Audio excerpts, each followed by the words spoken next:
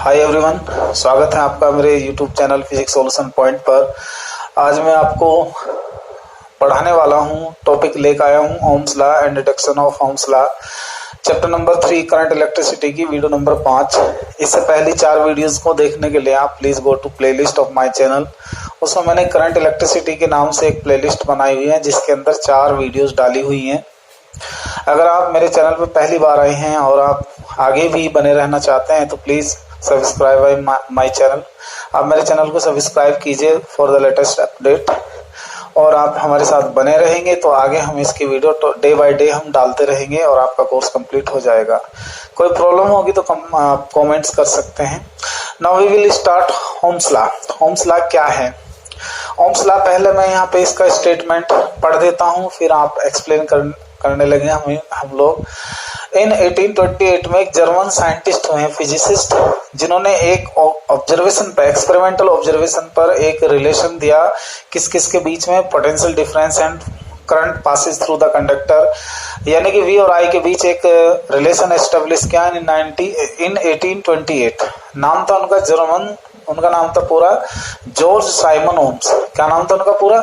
George Simon ओम। George Simon ओम। पूरी दुनिया में भी किसके नाम से फेमस है? ओम्स के नाम से फेमस है, इसलिए उनके नाम में ज्यादातर हम ओम्स को ही यूज करते हैं। तो जॉर्ज साइमन ओम्स ने सन 1828 में एक रिलेशन दिया on the basis of observation between the potential difference and the current, और उन्होंने अपना स्टेटमेंट दिया अपने ऑब्जर्वेशन के बेस पे। वो ये कहते हैं the physical state of the conductor. Physical state of the conductor क्या हो सकता है? उसकी साइज हो सकती है, शेप हो सकती है, टेम्परेचर हो सकता है, प्रेशर हो सकता है, यानी कि मटेरियल भी हो सकता है। तो if the physical state of the conductor such as temperature, pressure etc remains unchanged, then applied potential across conductor is directly proportional to the flowing current through in it। तो इसने ये कहा, अगर हम इस ऊपर को भी छोड़ दे तो अपने स्टेटमेंट पर आते हैं। तो स्टेटमेंट ये कहता है if the physical state of any conductor such as temperature remains constant then the potential difference applied across the conductor is directly proportional to flowing current through it. कहने का मीनिंग ये हुआ कि जो आपने किसी कंडक्टर के सिरों पर पोटेंशियल अप्लाई किया है, जब सपोज करो हमने किसी कंडक्टर के सिरों पर पोटेंशियल डिफरेंस V अप्लाई किया और उस पोटेंशियल डिफरेंस के V अप्लाई करने पर उसके अंदर से फ्लोइंग करंट की क्वांटिटी कितनी है? I है, तो V directly proportional to I होगा। तो in that case V equal to क्या होगा? IR। V इक्वल टू क्या होगा बेटा? IR। यहाँ capital R is A constant of proportionality, where capital R is a constant of proportionality which value depends on the length of the conductor, cross sectional area of the conductor, temperature of the conductor, pressure and material of the conductor, इन सब पे depend करता है। And vector, ये जो capital R है, इस quantity को हम नाम से जानते हैं रेजिस्टेंस के। रेजिस्टेंस क्या होता है? A resistive property of any conductor which offered in the path of the flowing current। किसी कंडक्टर की वो प्रॉपर्टी जो कंडक्टर के अंदर से करंट को फ्लो होने से रोकती है, उसे क्या बोलते हैं? रेजिस्टेंस बोलते हैं। तो इस चीज को बेटा आप इस जो मैंने यहाँ ये लिखा हुआ है, अगर आप नोट करना चाहते हैं तो प्लीज इसका स्क्रीनशॉट ले लें या वीडियो रोक कर नोट कर लें। स्क्रीनशॉट ले लीजिएगा।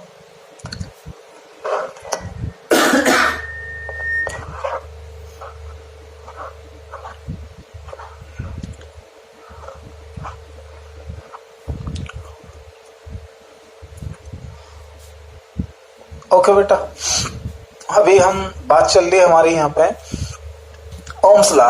केवल हम आज ओम्स लॉ ही पढ़ेंगे। तो ये हमारा क्या आया?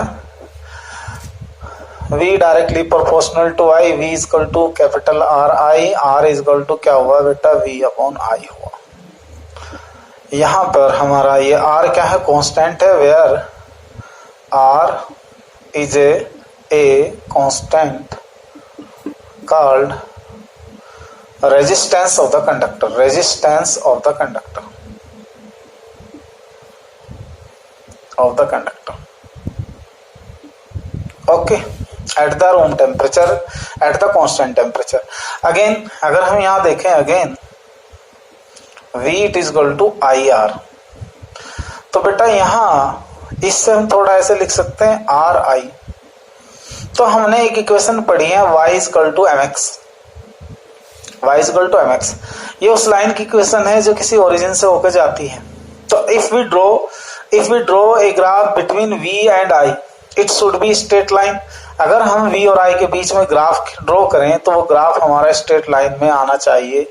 ये होगा हमारा ऐसे, ये v हुआ, ये i हुआ ऐसे, तो ये स्ट्रेट लाइन में आएगा हमारा ग्राफ। ओके, ये बात आप समझ लेंगे। In Ohm's law, if we draw a graph between potential difference and the current passes through the conductor, then it should be in a straight line। ये स्ट्रेट लाइन की फॉर्म में होना चाहिए क्योंकि ये इस इक्वेशन के अकॉर्डिंग ग्राफ इसी फॉर्म में आएगा।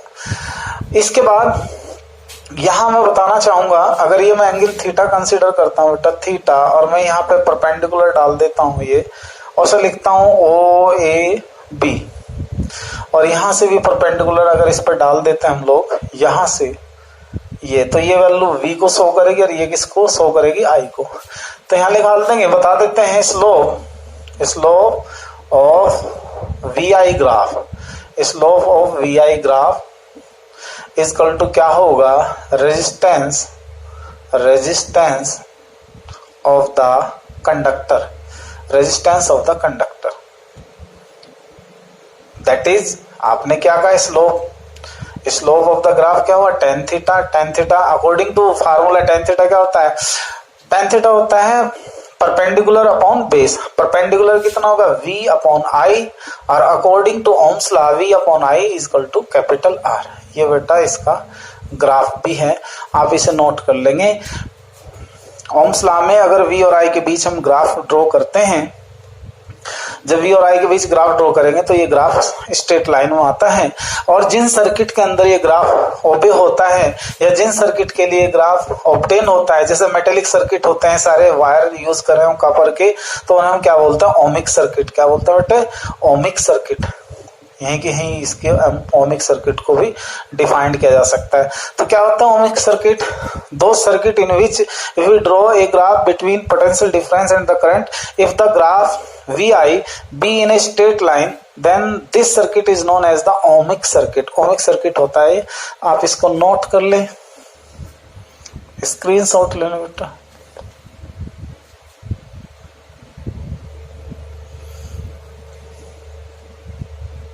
ओके बेटा, अभी हम क्या कर रहे हैं, अभी हम ओम्स लॉ को एक्सप्लेन कर रहे हैं, हमें फिलहाल ओम्स लॉ एक्सप्लेन करना है। ओके, रब कर देता हूं, इसको हटा देता हूं। अब इसके बाद हम करेंगे बेटा deduction of Ohm's law, deduction of Ohm's law with the help of drift velocity, with the help of drift velocity, या on the basis of concept of drift velocity. बहुत इंपॉर्टेंट है ये टॉपिक, आपका चाहे कोई सा भी बोल रहा हो। तो यहां देखिए डिडक्शन ऑफ ओम्स लॉ।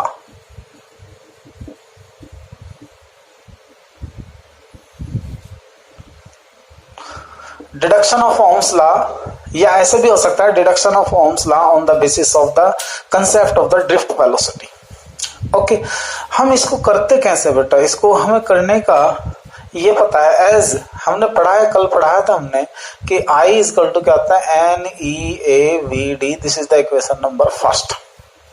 यहां से शुरू करेंगे क्योंकि हम लोग ये पहले ही ऑलरेडी हम इस एक्सप्रेशन को कल की वीडियो में बता चुके हैं। I is equal to NEAVD and VD भी हम बता चुके हैं, EV upon ML into tau. ये हमारी परसों की वीडियो में था, यानी कि वीडियो नंबर 3। अब हमें यहां देखना, if we put the value of VD in this equation 1, तो पुट इन 1 में पुट कीजिए, तो I it is equal to क्या बनेगा, NEAVD लिखेंगे, EV अपॉन ML और साथ में होगा टो। तो यहां हम क्या करेंगे, NE स्क्वायर A, देखो बेटा NE square A and upon ML और साथ में ले लेता हूं मैं टो और साथ में लिख देता हूं वी। ऐसा छोटा तो नहीं, देख लेना बेटा। अब मैं क्या करना है, हमको ओम्स लॉ लाना है। अब हमारे दिमाग में ओम्स लॉ ये रहना चाहिए कि V बाई आई होगा, तो हमें यहाँ V बाई आई बनाना है। तो V by I it is equal to, ये आएगा हमारा ml divide over n e square a tau. This is the equation number 3, तीसरी इक्वेशन है बेटा। क्योंकि हम डिडक्शन कर रहे हैं ओम्स लॉ का with the help of drift velocity, तो V upon I it is equal to ml upon n e square a tau. अब हम here we see that m is the mass of the electron sorry, m is the mass of the electron, small m is the mass of the electron, small l be the length of the conductor, small n be the electron density, small e be the charge on electron, capital A is the cross section of the conductor and tau is the time of relaxation।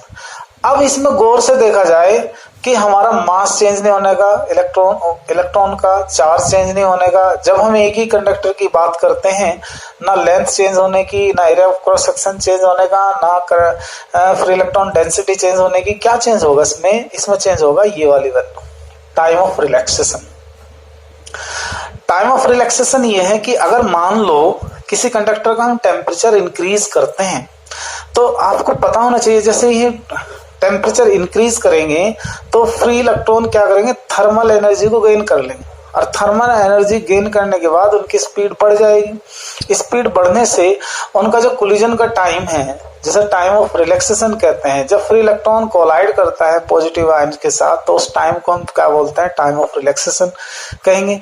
जब free electrons को बाहर से thermal energy provide कराई जाएगी, तो by this energy, after getting this energy, तो free electrons will collide fastly, एक दूसरे से जल्दी जल्दी टकराएंगे, और ऐसा करने पर उसका टाइम ऑफ रिलैक्सेशन क्या होगा, डिक्रीज हो जाएगा। जब ये डिक्रीज होगा यानी कि टो वेरिएट हो गया, तो उन सब सिचुएशन में ये वाली वैल्यू कांस्टेंट नहीं रहेगी। तो यहाँ हमें ये देखना है कि अगर मुझे दिखाना है कि V upon I it is equal to constant, तो इट शुड बी, टो शुड बी कांस्टेंट। तो टो कांस्टेंट तब रहेगा जब मैं ये लिखूंगा, if the temperature of the conductor, if the temperature of the conductor is constant, क्या हो बेटा, constant, then तब ml upon n e square a tau should be constant, ये भी constant होना चाहिए और ये होना चाहिए कैपिटल R। तो इससे हमारा रिजल्ट क्या बनेगा, इससे हमारा रिजल्ट बना, hence हमारा रिजल्ट बना V upon I it is equal to ml upon n e square a tau it is equal to capital R। और इसके R1 तो ये क्या हुआ, विच इज ओम्स लॉ। ये क्या हुआ बेटा, ओम्स लॉ। तो ये हो गया आपका ओम्स लॉ। आप नोट कर लें, इसको समझ लें बार बार।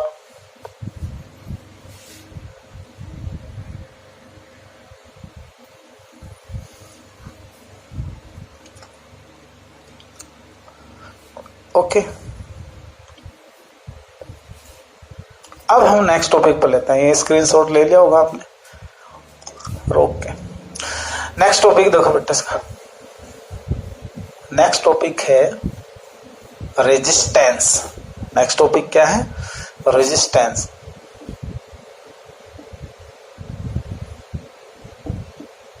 रेजिस्टेंस देखो बेटा, resistance R a property of conductor which opposes the flow of the charge through conductor, या इसे हम ऐसे डिफाइन कर सकते हैं, a property of conductor which opposes the flow of current through conductor called resistance of the conductor, it is done by capital R। कहने का मतलब यह है कि किसी कंडक्टर की ऐसी property which opposite the flow of current through the conductor, जो कंडक्टर से पास होने वाली करंट के फ्लो को अपोज करती हो, या उसके लिए एक रेजिस्ट प्रॉपर्टी अप्लाई करती हो जिससे करंट पास होना थोड़ा मुश्किल हो, तो उस प्रॉपर्टी को हम क्या बोलते हैं, उसे बोलते हैं रेजिस्टेंस। क्या बोलते हैं, रेजिस्टेंस। और ये हर कंडक्टर की होती है, किसी में कम होती है किसी में ज्यादा होती है।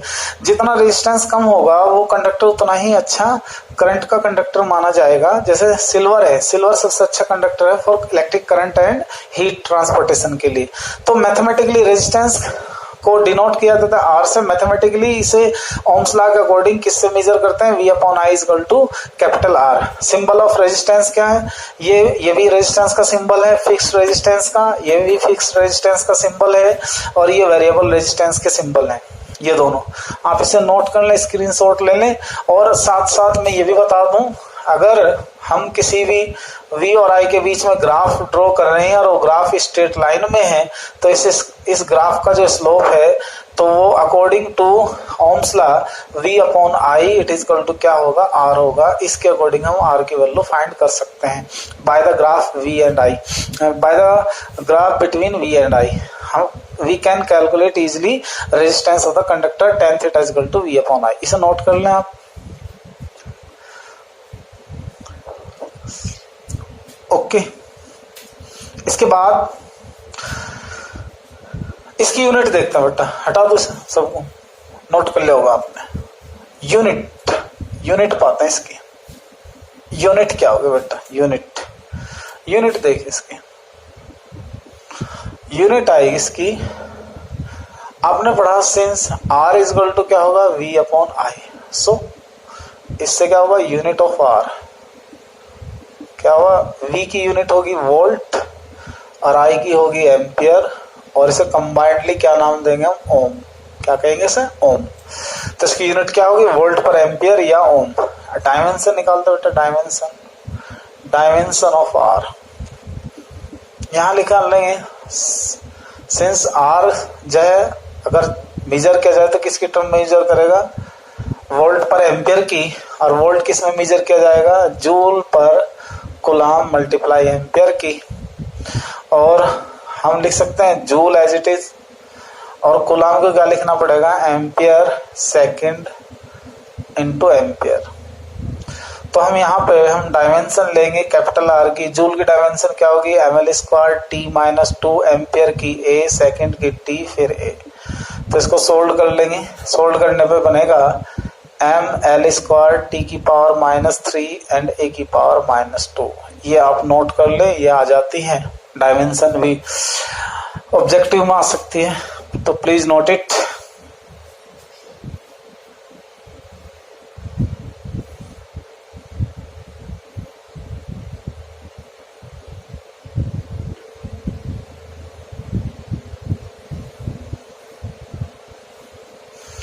ओके बेटा, नोट हो गया। एक और ले लो इसमें,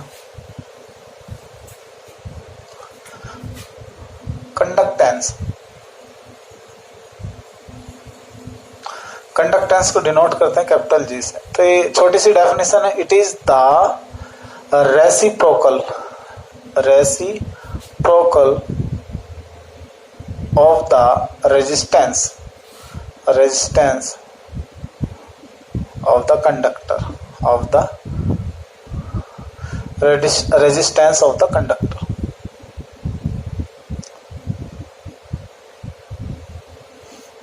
that is, हाँ कंडक्टर इस ऐसे लिखें, it is done by capital G से डन करते हैं। तो hence G it is equal to क्या होगा, जी होगा हमारा 1/r। नोट कर ले बेटे इसमें, G is equal to 1/r। Unit बताइएगा इसकी क्या होगी, यूनिट होगी बेटा इसकी तो 1/ओम, MHO लिख सकते हैं आप इसे, और ओम इनवर्स लिख सकते हैं इसे, और साइमन लिख सकते हैं, साइमन ये इसकी यूनिट होती है। डायमेंशन अभी हमने निकाल के बताई थी आपको। डायमेंशन दोबारा से निकाल लेते हैं। 1/ओम, ओम क्या लिखा जाएगा, वोल्ट पर एम्पियर, एम्पियर ऊपर आ जाएगा, एम्पियर एज इट इज बनेगा। वोल्ट क्या होगा, जूल पर कूलाम, कूलाम में यहाँ ले आऊंगा, एम्पियर, कूलाम फिर से क्या होगा, एम्पियर मल्टीप्लाई टाइम सेकंड में डिवाइड बाय जूल। तो डायमेंशन एम्पियर की ए, फिर ए सेकंड की T divided by ml² t minus 2, ऊपर ले जाओ बेटा। तो m इनवर्स माइनस ये आ जाएगा 2 आएगा, और बेटा ये आ जाएगा t की पावर 3। तो ये इसकी डायमेंशन होगी। तो आप प्लीज नोट कर लें इसको।